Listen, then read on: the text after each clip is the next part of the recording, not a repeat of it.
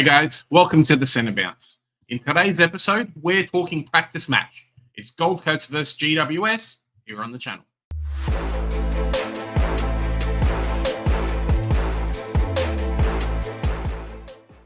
Joe, mate, Gold Coast versus GWS. They don't spend a lot of letters in the alphabet, do they? But they had a lot of players playing today. Well, they definitely share a G together. And my word, GWS, I And know an Gold S. Coast are the OGs, but Yep. GWS is showing them who the true Gs are. And GWS, my God, they are such a well-run unit. My God, you got to love the Giants. That we've mentioned this a lot during the preseason and last year. They are such a balanced side. They want for nothing. They can honestly go and challenge and win the flag if everything just goes right and they can stay healthy. They have a good run. They don't have to travel all over the MCG to Optus to play 55 different bloody venues. If they can have some consistency, my word, these guys can win it all. They are very good. Yeah, it was a real tale of the two teams with this game. GWS, as you say, just came out dominated. Kingsley knows what they want to do, and they just played really quick, fast footy. Manuka Oval, where they played it, which is in Canberra, it's very, very small. So you would see someone just bomb it long, cool, and then they'd go from the defense to the forward line in like 3 kicks. Gold Coast, and we'll talk about the stats a little bit, but they were a bit of a wash team. You could definitely see what Hardwick was trying to do, and he's going to spend half the season trying to instill kind of the Richmond game plan with the team, because they'd get the ball in the back line and slow it down and try and do switch kicks and try and do all these other things and handball themselves into trouble. And it led to kind of really poor scoring. I think at three-quarter time, they were like 80-20. Like, no joke. Maybe let's say 40 points, but there was nothing. They weren't going to win this game. No. The only reason why they did catch up a little bit was because GWS really came in and just rested half their good players, especially in the fourth quarter. And you'll see guys like Camilio, Kelly, Sam Taylor, and a few of these other ones just like 70, 60% game time because of it. So when you look at their stats, yes, they didn't score great, but they didn't play a whole lot of game time. The ball was a lot quicker, so they didn't get as involved because there wasn't as much contested possessions in the middle. But it was one good team and one not so good team today. Because as you mentioned, because they're trying to implement something new at the Gold Coast Suns, whereas the Giants, they are well drilled. They know exactly what they want to do. They had their slow teething phase with Kingsley coming to the side very early on last year, and that's why they had the slow start. And then all of a sudden, once things started to click, that they started to hit the ground running and they went balls to the wall. They went absolutely bonkers, and they had this incredible winning streak, which saw them then make the finals, very similar to Carlton. They were bottom 4 or around about that mark during halfway point of the season last year with Carlton, and then they both turned it around. So there's going to be some time. It's understandable for the Gold Coast Suns to have to adjust to this new system. I felt very early on in the piece there was a lot of individual brilliance that definitely kept them around the mark, whereas it was the Giants just their transition football was amazing. They would take intercept marks. If the coaches weren't kicking goals, and nobody was early on in the piece, and it was just the Giants' ability to move the ball. Their backline is so good at the Giants. They might have the best backline in the comp. I talk about Brisbane having the best forward line. I feel like the Giants might have the best backline. That duo of Buckley and Taylor was so good together. And then you add Himmelberg in there, who's another intercept marker, can distribute. On Iden as well. Haynes, and Haynes was involved in some running and gunning. Whitfield running and gunning. The Orange Tsunami was in full flight today, and the Gold Coast Suns really just couldn't match them. And to be honest, you can't expect them to, given that their lists aren't quite equal. I think the Giants definitely have a better list that has been well drilled for longer, as opposed to the Suns, who have only now just added Hardwick. And I still think they're tinkering with things. I don't think they are fully set on the way that they want to play in terms of where certain players are supposed to feature. And I think that's probably indicative of when we look at the scoring, I suppose, which we can look at now. Someone who we've had locked top of our leaderboard in our forward lines for so long, over to here, Sam Flanders, only went at 65 with 16 disposals, which And definitely flies in the face of what Dimmer Hardwick was saying, that they're going to feed him the ball as much as they can. And if we pull up the CBAs from the game as well, there's a big shock there, Joe. Sam Flanders only had 32% CBAs. So he went from Dimmer Hardwick saying, get him in your Supercoach team. And maybe this is all tricky. Maybe he's just trying to get everyone to overreact. But Sam Flanders, 31% CBAs. Like, you just can't do it. This guy he wasn't even in the main rotation of the midfielders, which I think was really surprising as well. And just couldn't get around the ball as much. If they just moved it quick or just couldn't do what he wanted to do. I'm really considering not actually having him in my forward line and just being like, cool, if I miss out, well, 50K, I can get that later and upgrade to him because it frees up another spot for all these good forwards. And we'll talk about another one in a little bit. But Witt's obviously main ruck. Anderson was there, main rotation as well. Tuke Miller was someone, he was second highest scoring for the Suns, but I think a lot of his scoring was inflated by the fourth quarter, where Cornelio, Kelly, and a few of these other midfielders from GWS weren't playing. And then Tuke Miller looked a lot better. Maybe the fans can let me know, but it did feel like he was pretty average. He didn't get involved because the ball was just basically midfield defense, like kicking straight from the back line. Manica Oval, if you do a 50-meter kick, you're in the forward line. So, where can these contested midfielders get all their stuff from? Yeah, that's kind of what it seemed like. But Gold Coast, man, we talk about opportunities. GWS, their forward line, they're so good. Gold Coast, we're going to get so many points in the back line from this guy. Alex Sexton, Joe, get in my team. We've talking about him all preseason, doing kickouts, doing everything. If this guy wasn't taking kickouts, he was getting the ball after the kickout from Charlie Ballard. Correct. So I'm happy. Get in my team, 133K for a premium almost. Yeah, this guy, he's a primo. I know we're talking about him being F6 for us. I know a lot of the teams that we were reviewing and we're always recommending, if they had a Sexton, would say, hey, put him on field. You don't need to push Sexton out onto the bench.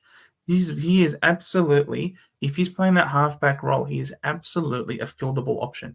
Now, not only is he a fieldable option, this guy could be a keeper for us throughout the entire season. But I anticipate that we'll see some improvement from the Suns during the course of the season. I don't expect them to be blown out of the water in the centre bounces like this every week. Western Sydney Giants, mate, they were absolutely wonderful today. I do think Sexton is still going to be someone who, at the very least, will make us a lot of money very, very quickly, even if he's not a keeper, because, God forbid, something happens. He would have made us all of the money in the world by that point in time. Pretty similar to like a Nick Martin from a couple of years ago, who started off on fire. People thought, oh, he could be a keeper, but in the end, it appeared that he wasn't. But it doesn't matter. By that time, he already made us so much money. You were perfectly fine trading him out anyway, saying thank you for your services. So Sexton cracked the ton very sexily, very easily. So absolutely, everyone should be on Alex Sexton. As you were saying about Tuke Miller, I don't know. Tuke Miller is Tuke Miller. He looked really good in this game. He does have the early buy, and he is very cheap. He is almost a steal. Given his, he's going to be a pod for sure. 33 disposals. He is in the mainstay of rotations, but I don't know, man. I feel like last week in the last practice game, he played very defensively. This week, not quite so much. I did see him trying to get his own ball quite a bit as well, which is why we had the 5 tackles. I think last week he had more than that because he was playing accountable defensive midfielder. So there might be weeks where Tuke is given a defensive role against somebody. So that might be something to keep an eye on. But he went 116 with 8 clangers, by the way. Like, that's kind of freaky. It's going to be rare for someone to get 8 clangers and still go 116. Like, that is bonkers. Yeah, it's I don't know. Some of the stuff he did was good, and then I think Gold Coast in general just kind of the way they'd set up because they tried to move the ball so quickly. Similar to like a West Coast when Harley Reid ran out and took his halfback kick. sometimes your team's just not there because they just don't realize, hey, look, what is this guy actually going to do? And I think Tuke Miller got caught out a little bit for that. As you say, 8 clangers.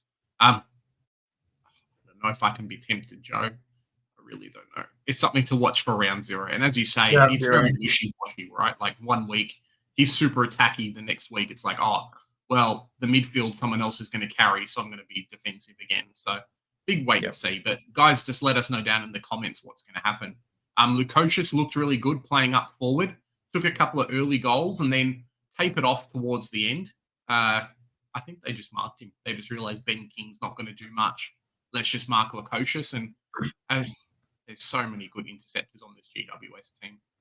Moving down the list, Powell, we know what he's going to do. He took that kick-out role, similar to a Sexton. They're basically interchangeable. It was one pass to the other one. Someone who I wasn't he killed Buderick. Yeah, he really did. But Buderick basically had to be accountable in this game. He was an accountable defender, similar to what his position and role was before Dimmer Hardwick came in. So if you remember back in those days, he was okay for us as a rookie selection, maybe a 65 to 70 average, that kind of thing. But he was like a small to medium defender. And they basically maybe didn't have him on Toby Green, but had him around that mark. And he just didn't do anything. If we're going to see this from this guy, I'd rather pay up the extra 100K and get a Kadeen Coleman. Like, I'll find the money to make that happen. And at least I get someone who I'm excited to see every week in Supercoach versus a guy playing small defender. Yeah, exactly. Because he looked really good last week because there was no Powell. Bodie Hewland was playing the accountable defending, and Buderick, or Buderick, however you pronounce it, was the one who was playing that halfback distributor. But now that Powell was back and Hewland was pushed out to only 24% time on ground, Buderick was the one that had to play the accountable defending. So that was really unfortunate for him. That puts a line through him for me. I was very optimistic during the course of the preseason, and I had him in my early preseason team in my first team in January. Had Connor in there as well. So it's a little unfortunate that a player that I was sort of hoping to do really well, unfortunately, his scoring is just going to be completely suspect now.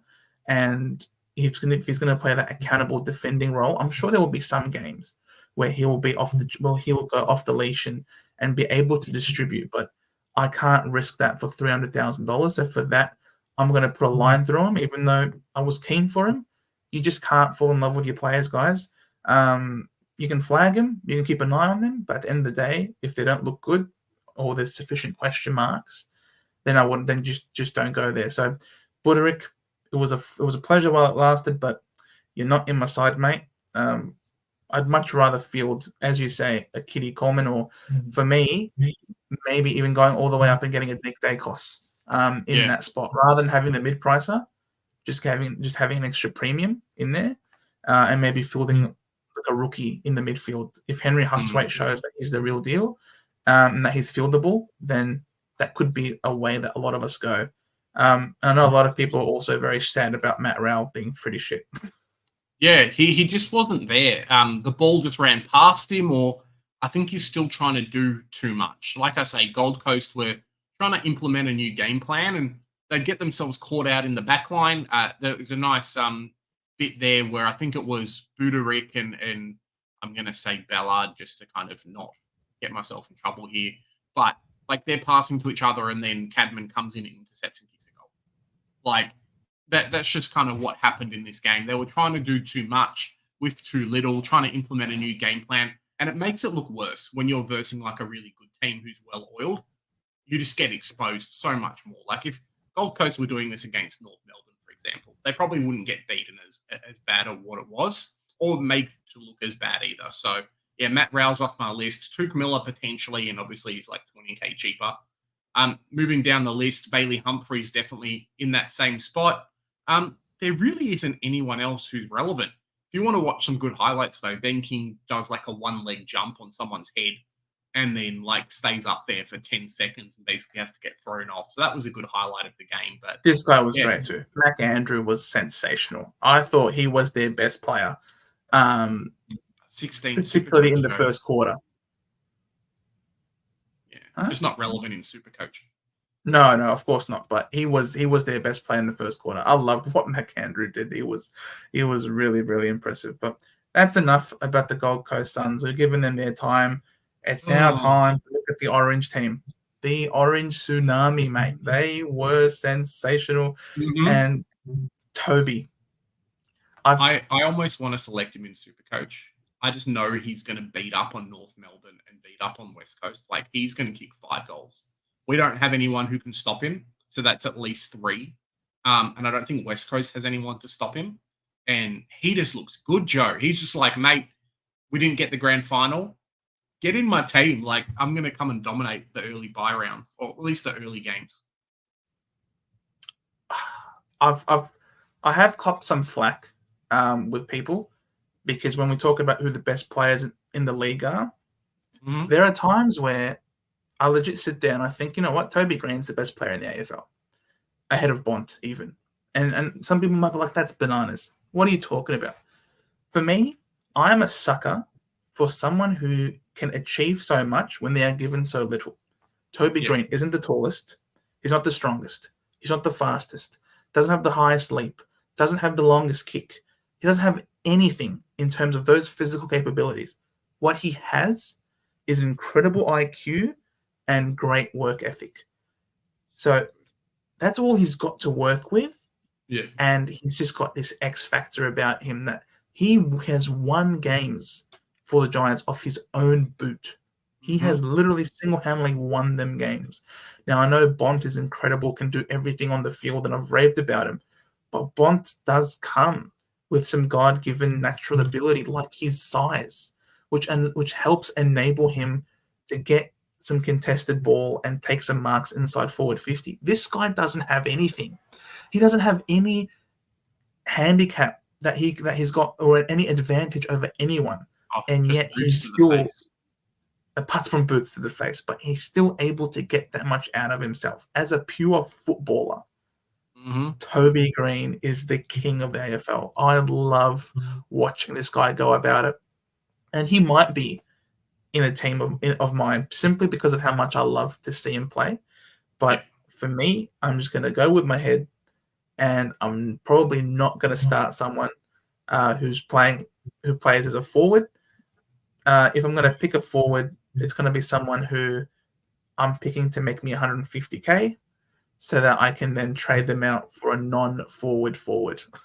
Yeah, definitely.